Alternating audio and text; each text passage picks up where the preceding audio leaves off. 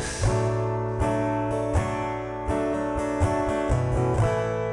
Kami mau menyembah-Mu Tuhan. Thank you Lord.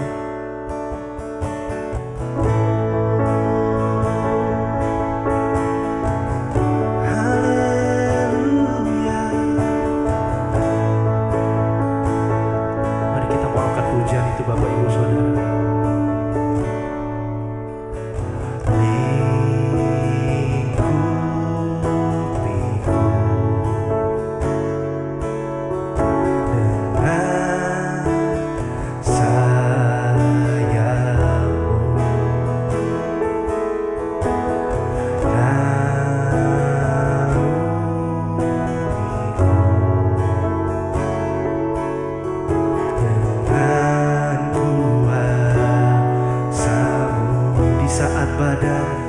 Di saat badan bergelora, ku akan terbang bersamamu. Bapa Kau Raja atas semesta, ku ternasah Kau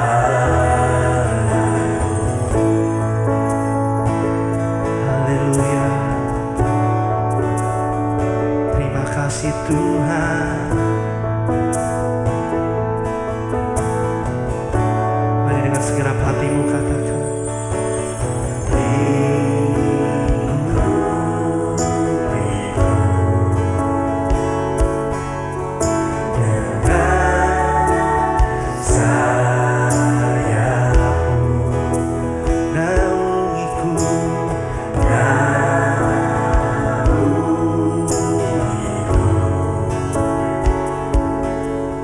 dengan kuasa-Mu.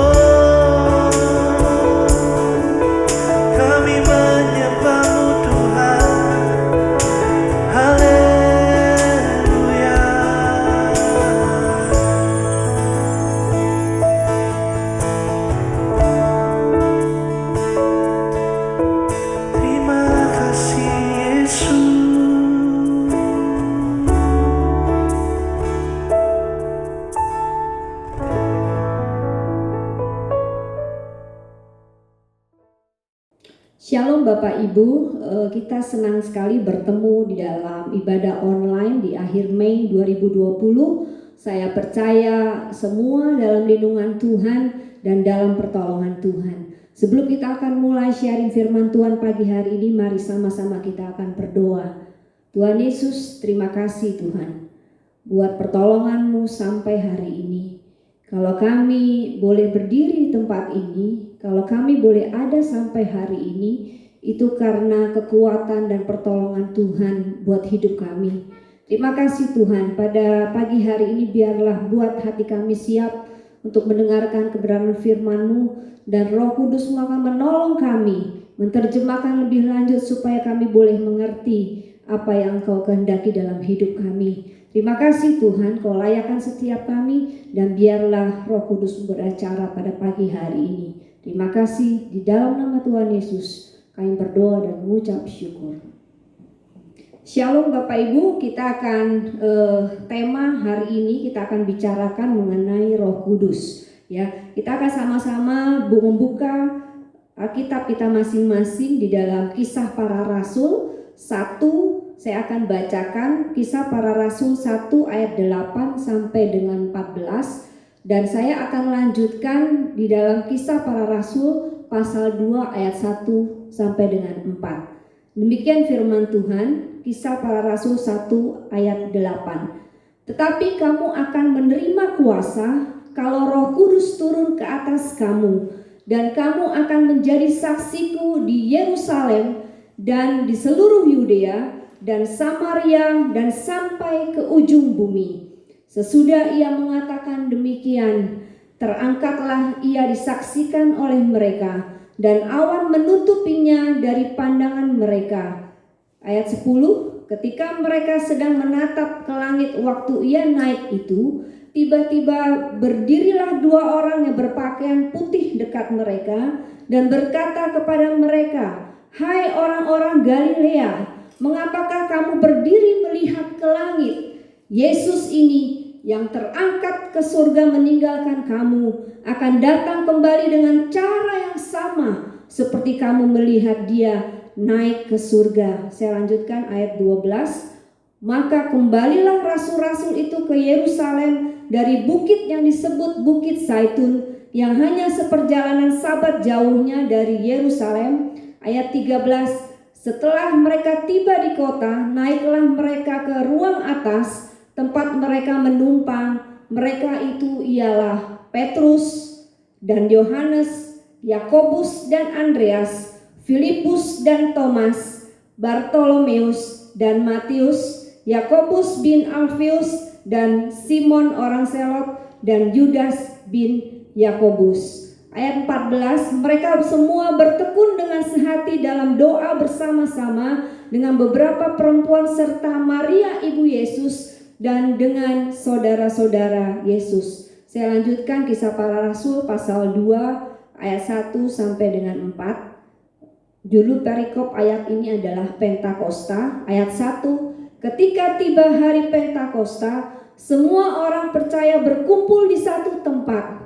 Tiba-tiba turunlah dari langit suatu bunyi seperti tiupan angin keras yang memenuhi seluruh rumah di mana mereka duduk. Dan tampaklah kepada mereka lidah-lidah seperti nyala api yang bertebaran dan hinggap pada mereka masing-masing. Ayat 4, maka penuhlah mereka dengan Roh Kudus. Lalu mereka mulai berkata-kata dalam bahasa-bahasa lain seperti yang diberikan oleh Roh itu kepada mereka untuk mengatakannya. Bapak Ibu jemaat sekalian, di dalam Kisah Para Rasul pasal 2 ini yang tadi kita baca, inilah adalah satu peristiwa Pentakosta. Hari di mana Roh Kudus dicurahkan ke murid-murid Tuhan Yesus, tepatnya di Yerusalem pada saat itu.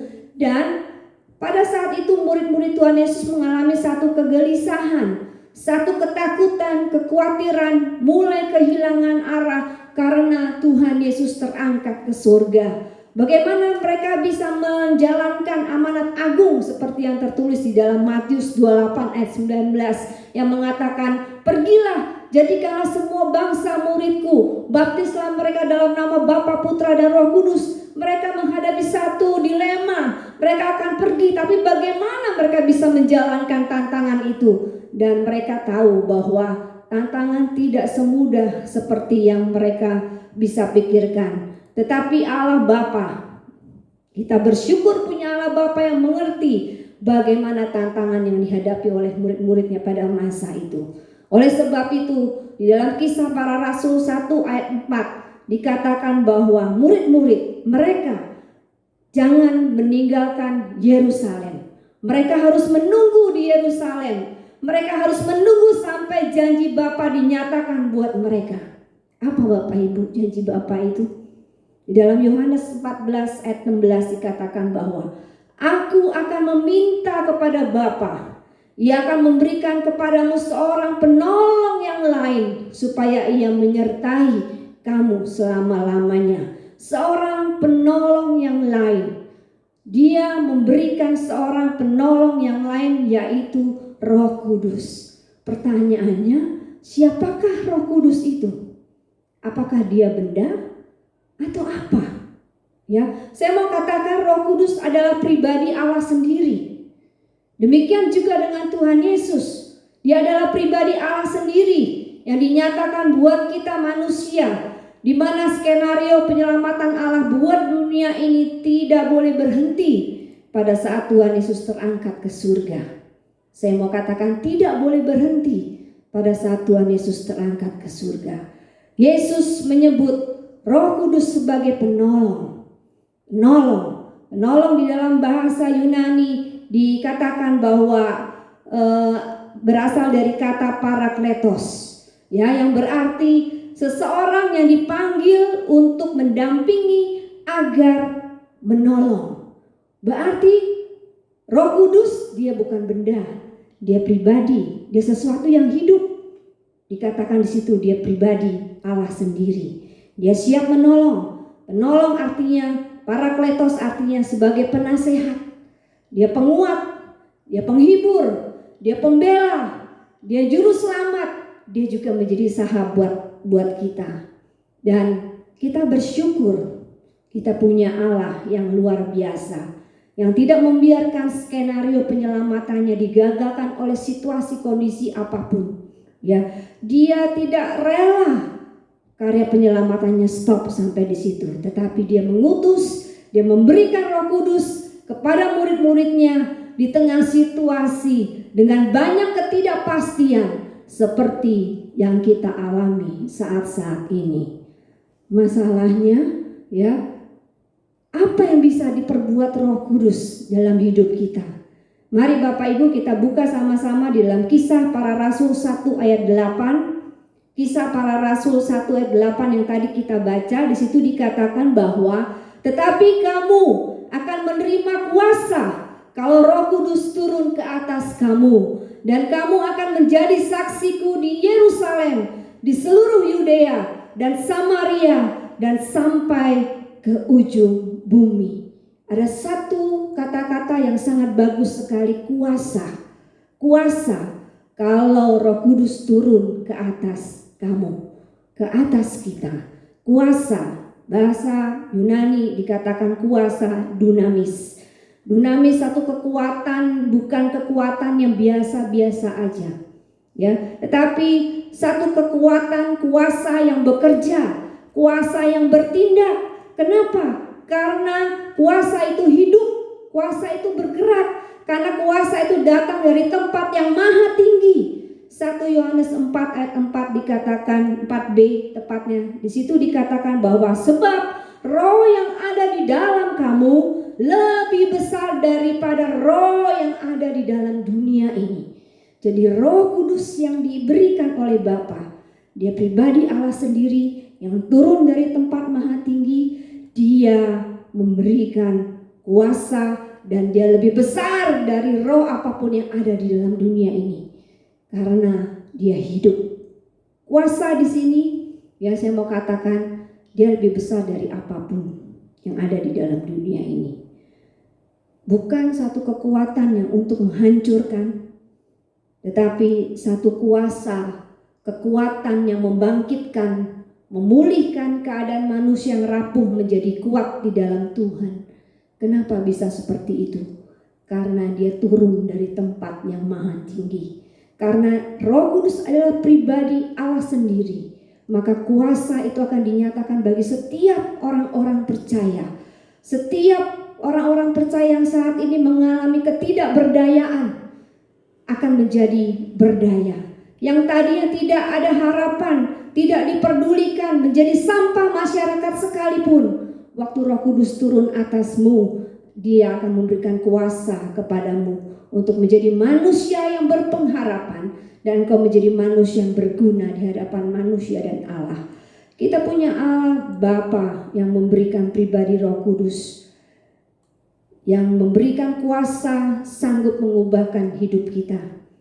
Kita tidak bisa merubah karakter kita secara pribadi.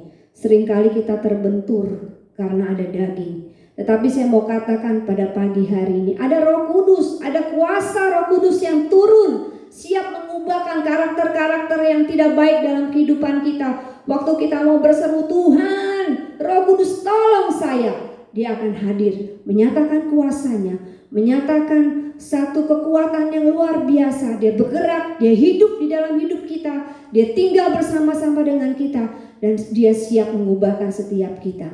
Dan saya percaya Roh Kudus saat ini Dia sudah disediakan buat kita. Hanya kuncinya kita mau percaya atau tidak percaya. Bapak Ibu, di tengah pandemi yang saat ini sedang kita alami, kita diperhadapkan kepada musuh yang tidak kelihatan, virus corona. Tetapi kita nggak bisa lihat virus itu. Tetapi setiap orang mulai selama 2 bulan lebih ini mulai mempersiapkan dirinya bagaimana dia harus mempunyai daya tahan tubuh yang lebih baik supaya virus itu tidak menjangkiti tubuh kita dan kita menjadi sakit. Dan kita mulai cari referensi apapun yang bisa memperkuat daya tahan tubuh kita. Kenapa? Kenapa kita bisa bertindak seperti itu padahal virus tidak bisa kita lihat? Kenapa?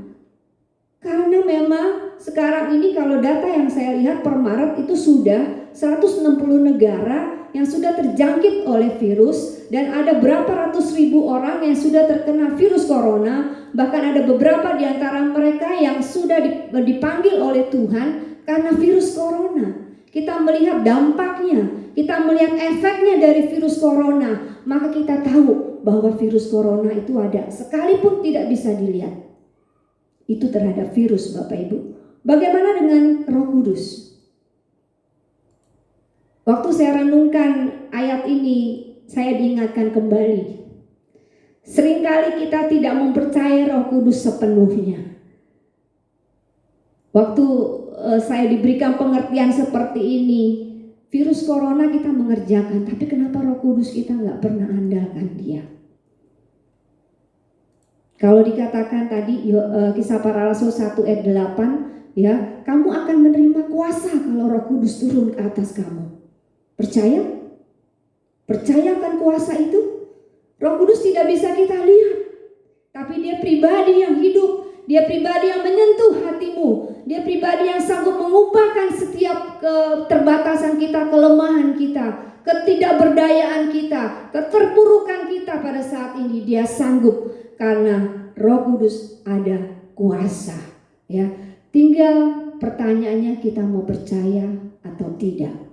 Bapak Ibu, kalau kita melihat di dalam Kisah Para Rasul 2 dan selanjutnya, ya, di situ dikatakan ada perubahan 180 derajat dari murid-murid Tuhan Yesus. Ya, waktu kejadian di dalam Kisah Para Rasul 2 ayat 4 tadi, ya, maka penuhlah Roh Kudus memenuhi setiap murid-murid Tuhan Yesus. Ya, sejak saat itu ada perubahan dari murid-murid Tuhan Yesus. Petrus, seorang yang penakut, seorang yang tidak berani berhadapan waktu Tuhan Yesus ditangkap oleh tentara, ya, dia menghindar, dia mengkhianati. Tetapi waktu Roh Kudus turun ke atas mereka, waktu mereka penuh dengan Roh Kudus, maka Petrus menjadi berubah. Manusia dipulihkan kembali. Dia berubah cara pandang, cara berpikir, cara melihat sesuatu, dan dia menjadi murid Tuhan Yesus yang luar biasa. Bapak Ibu bisa melihat, dan saya percaya Roh Kudus yang waktu itu ada di loteng Yerusalem, Roh Kudus juga yang sama yang disediakan oleh Allah Bapa yang di surga sampai detik hari ini. Tinggal kita mau ambil atau tidak. Bapak Ibu bisa melanjutkan bagaimana kisah murid-murid Tuhan Yesus setelah itu. Ada banyak penginjilan, ada banyak terobosan di dalam pelayanan, ada banyak sekali yang mereka perbuat, dan itu dimampukan oleh kuasa dari tempat yang maha tinggi. Dipenuhkan oleh Roh Kudus, berarti kita membiarkan hidup kita dipimpin oleh Roh Kudus. Di dalam Galatia 5 ayat 25 dikatakan, jikalau kita hidup oleh Roh, baiklah hidup kita juga dipimpin oleh Roh. Di situ dikatakan hidup kita, ya. Hidup artinya keseluruhan dari kehidupan kita. Keluarga kita, pekerjaan kita, rumah tangga kita, apapun yang kita lakukan itu bagian dari hidup kita. Ya, kalau engkau ingin mengandalkan Tuhan sepenuhnya, mari izinkan Roh Kudus itu memimpin hidup kita hari demi hari. Saat ini, apapun tantangan kita, mari. Saya mau mengajak kepada Bapak Ibu jemaat sekalian, mungkin ada anak-anak muda di tempat yang pagi hari ini melihat ibadah online dan mulai bertanya-tanya, saya harus ngapain? Saya harus bekerja apa? Dengan kondisi seperti ini banyak lapangan-lapangan usaha yang mulai tutup dan mulai beralih ke lapangan usaha yang bentuk yang lain. Demikian juga dengan Bapak Ibu, mungkin ada yang sudah mulai gajinya dipotong, atau mungkin ada juga yang perusahaannya sudah mulai tutup. Dan mereka mulai mengumumkan, oke, bulan ini sudah tidak bisa menggaji lagi. Situasi ini mau atau tidak mau, suka atau tidak suka, kita hadapi. Kita tidak bisa menghindar. Tetapi satu yang saya mau katakan, bahwa ada kuasa Roh Kudus yang sanggup memulihkan, yang sanggup mengubahkan situasi yang tidak baik menjadi baik. Pertanyaannya, kita mau percaya atau tidak kepada Roh Kudus? Pertanyaannya, kita mau mengizinkan Roh Kudus itu memimpin hidup kita atau tidak? Kalau kita izinkan Roh Kudus memimpin hidup kita sepenuhnya, saya katakan sepenuhnya, saya percaya kita punya Tuhan yang tidak berhutang kepada setiap anak-anak, orang-orang yang percaya kepadanya.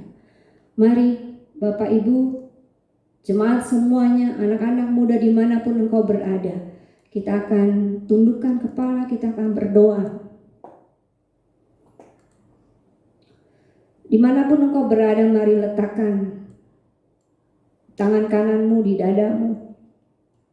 Saat ini yang berputus asa, saat ini yang merasa tidak ada jalan keluar lagi, saat ini yang dirasakan udah stuck, gak bisa kemana-mana, saya mau katakan ada satu berita baik. Ada kuasa yang turun atas kamu waktu Roh Kudus ada. Engkau undang dalam hidupmu, memenuhi hidupmu, dan memimpin hidupmu. Mari kita berdoa bersama-sama. Tuhan Yesus, terima kasih Tuhan. Kami mengucap syukur buat kebaikan-Mu. Di tengah situasi saat ini yang tidak baik ya Tuhan, tapi kami percaya kebaikan-Mu masih ada. Kuasa-Mu nyata Tuhan. Sekalipun kami tidak bisa melihat, tapi Roh Kudus-Mu Engkau sediakan bagi kami. Biarlah hati kami boleh terbuka ya Tuhan.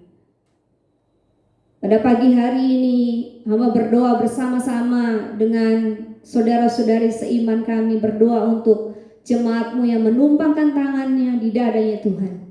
Apapun yang mereka alami, Tuhan Yesus, Roh Kudus, turunlah, jamah mereka di dalam nama Tuhan Yesus Tuhan. Kejadian kepenuhan Roh Kudus di Yerusalem akan terjadi saat ini. Karena kami percaya Engkau Allah yang tidak berubah. Engkau Allah Alfa dan Omega, yang awal dan yang akhir. Terima kasih Tuhan, kami menyerahkan semua dalam tangan-Mu. Kami menyerahkan keluarga kami menyerahkan pekerjaan kami menyerahkan anak-anak kami menyerahkan orang tua kami, dan apa yang akan kami lakukan ke depan nanti ya Tuhan. Engkau memegang setiap masa depan kami. Terima kasih Tuhan. Semua yang percaya sama-sama katakan amin. Shalom, selamat hari Minggu, jemaat-jemaat Tuhan yang saya kasihi. Kita bersyukur Tuhan pelihara kita, jaga kita, dan pimpin setiap langkah kita. Kita sudah ada di minggu terakhir di bulan Mei, tanggal 31 Mei, di mana umat Tuhan memperingati yang namanya pencurahan Roh Kudus, atau kita kenal dengan sebutan Hari Pentakosta. Bapak Ibu, saudara yang dikasihi Tuhan, dalam pesan saya minggu ini di Hari Pentakosta ini, maka saya ingin mengingatkan kita semua bahwa Hari Pentakosta atau pencurahan Roh Kudus itu benar-benar ada. Bukan suatu dongeng, tapi itu nyata. Karena apa? Karena Tuhan sendiri sudah berjanji bahwa Dia akan pergi kepada Bapa dan Dia akan memberikan Roh penolong bagi kita, bagi orang-orang percayanya. Dan Roh itu adalah Roh Kudus yang dicurahkan pada awal pertama di loteng Yerusalem kepada murid-murid yang menanti saat itu. Dan kita tahu ketika Tuhan belum menemui ajalnya di atas kayu salib itu, Tuhan sempat berkata kepada murid-muridnya bahwa aku akan pergi kepada Bapa dan aku akan utus Roh penolong. Dan itu terjadi sungguh-sungguh. Murid-murid Tuhan saat itu dipenuhi dengan Roh Kudus.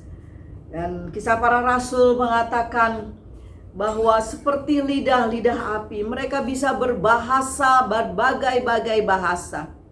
Namun hal yang terpenting daripada Pentakosta atau kepenuhan Roh Kudus itu bukan hanya ditandai oleh bahasa lidah, tapi sesungguhnya orang yang dipenuhi oleh Roh Kudus itu terlihat dari bagaimana sikap hidupnya, terlihat dari bagaimana tutur katanya di dalam keseharian.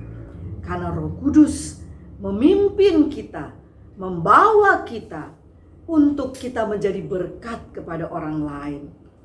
Dan Tuhan berkata ketika Dia mau terangkat ke surga, seperti kamu lihat aku terangkat ke surga, maka engkau juga akan melihat peristiwa yang sama ketika aku datang kembali ke dunia ini untuk menjemput orang-orang percayanya. Dan kita, saya, saudara semua, orang-orang percayanya Tuhan sedang menanti kedatangannya itu. Namun kita tidak ditinggal sendiri. Ada Roh Kudus, ada Roh penolong. Mengapa kita bisa bertahan sampai hari ini? Itu juga karena Roh Kudus. Mengapa kita mau setia? Mengapa kita mau menjadi orang-orang yang berkenan kepada Tuhan? Itu juga karena karya Roh Kudus. Itu sebabnya pesan saya di Hari Pentakosta ini, marilah kita mau menjaga Roh Kudus yang sudah ada dalam hidup kita, untuk Dia selalu menyertai hari-hari kita, dan kita selalu ada di dalam perkenanannya Tuhan sampai Maranatha, Tuhan Yesus datang kembali. Saya sebagai gembala sidang merindukan bahwa setiap kita harus dan rindu untuk selalu di dalam kepenuhan Roh Kudus. Artinya kita selalu rindu hidup menyenangkan hati Tuhan. Dan Roh Kudus itu adalah roh yang sungguh luar biasa. Dia bukan roh yang samar-samar. Dia bukan roh yang tidak ada kekuatan atau sebagai sesuatu yang biasa saja.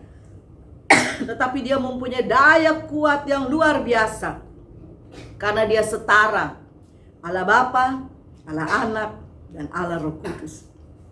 Itu sebabnya di dalam Matius 28 ayatnya yang ke-18 sampai 20, Tuhan katakan, "Pergilah, jadikanlah sekalian bangsa muridku, baptiskanlah mereka di dalam nama Bapa, Anak, dan Roh Kudus."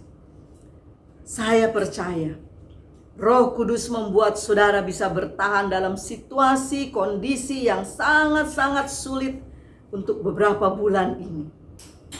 Karena Roh Kudus adalah roh yang punya kekuatan, kuasa yang memang Allah berikan bagi kita orang-orang percayanya Tuhan. Jadi mari kita akan terus pelihara Roh Kudus itu dalam hidup kita. Dan Roh Kudus itulah yang akan menuntun setiap langkah kita, memimpin kita sampai kepada garis akhir itu. Tuhan Yesus memberkati. Haleluya.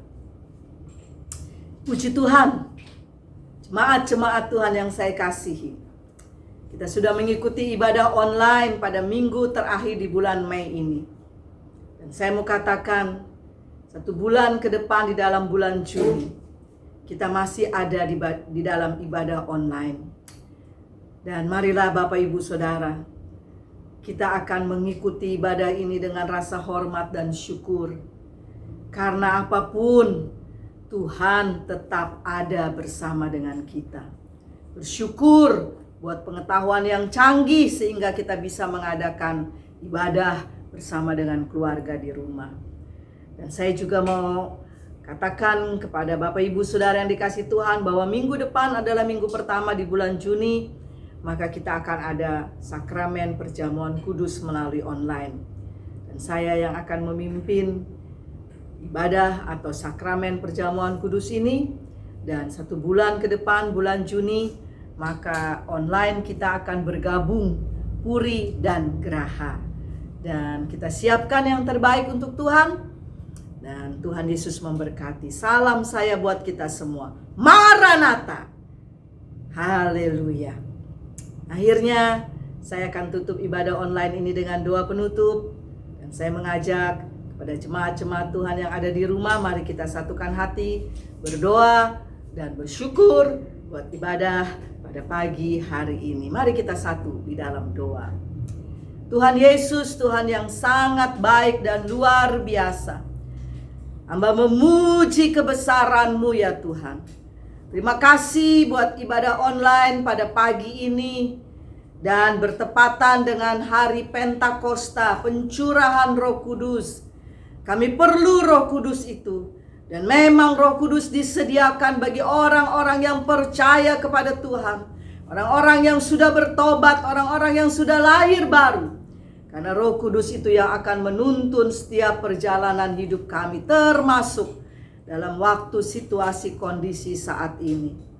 Ya Tuhan, terima kasih karena kami boleh melewati bulan Mei ini, sekalipun mungkin tertatih-tatih, sekalipun mungkin banyak pergumulan, sekalipun mungkin banyak tantangan yang harus kami lalui. Tapi Tuhan sudah menyertai sampai di akhir bulan Mei ini, di minggu terakhir ini.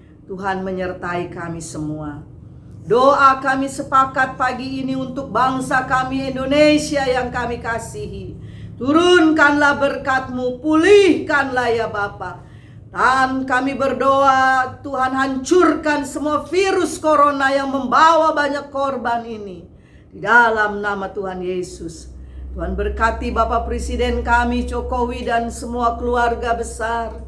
Engkau memberkati aparat pemerintahan yang ada, dari yang tertinggi sampai dengan yang terendah. Engkau memberkati ya Tuhan setiap gereja-gereja, setiap hamba-hamba Tuhan di mana saja. Kuatkan, teguhkan mereka Tuhan, tetap setia dan melayani Tuhan apapun yang terjadi. Dan Tuhan, sekarang hamba-Mu berdoa khusus buat setiap keluarga-keluarga. Tuhan, Engkau ada menyertai mereka di dalam pekerjaan mereka, di dalam usaha mereka, di dalam perjalanan yang harus ditempuh. Dan anak-anak yang ada bersama dengan kami, dengan keluarga-keluarga, Tuhan akan selalu melindungi, menjauhkan dari yang jahat. Dan pimpinlah kami Tuhan, untuk kami tetap setia di dalam Tuhan. Kami boleh tetap memuji Tuhan, menaikkan syukur kami setiap hari. Karena kami tahu Tuhan, semua penderitaan, pergumulan, kesusahan, apapun sakit penyakit tidak akan pernah melebihi dari segala kekuatan kami. Tuhan yang sudah memampukan kami. Puji Tuhan. Terima kasih buat semua penata layan yang sudah melayani dengan luar biasa. Terima kasih buat orang-orang, anak-anak muda yang sudah memfasilitasi ibadah online ini. Tuhan memberkati. Puji Tuhan.